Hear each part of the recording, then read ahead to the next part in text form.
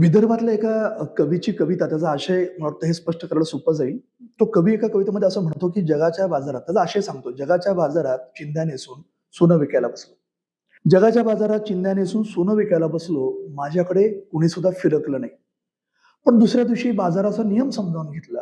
सोनं नेसलो आणि चिंध्या विकायला बसलो. सोनं नेसलो, चिंध्या विकायला बसलो. आता काही शिल्लक राहिलं नाही."